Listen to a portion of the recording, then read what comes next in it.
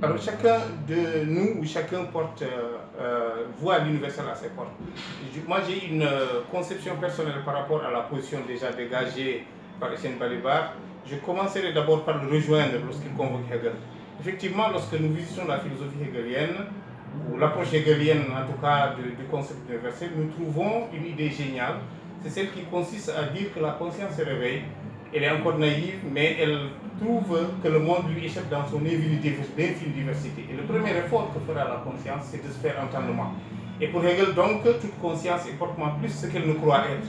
Dans la mesure où la conscience, elle est d'abord naïve, et puis elle se développe jusqu'au moment où elle devient conscience de soi. Et la somme de toutes les consciences rejoindrait l'idée d'Étienne Balibar. Effectivement, dans l'approche hegelienne, là, on a un sens de l'universel. Mais je crois qu'avant de nous avancer dans cette idée, il faudrait d'abord voir le sens dont les concepts sont porteurs.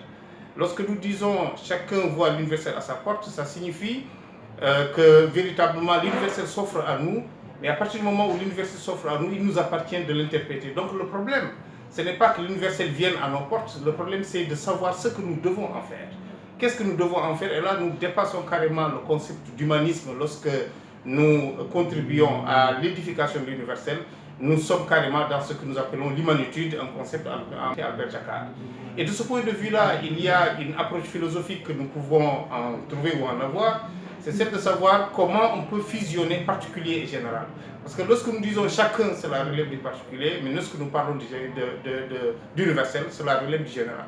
Donc comment philosophiquement on peut fusionner un concept particulier, c'est celui de chacun, et un concept général, c'est celui d'universel.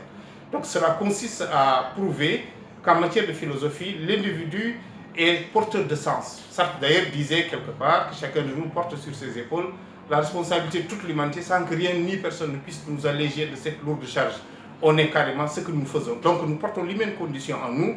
Et aux élèves, je dirais que comme ils ont le chapitre individu et société, chaque individu voit la société à sa porte.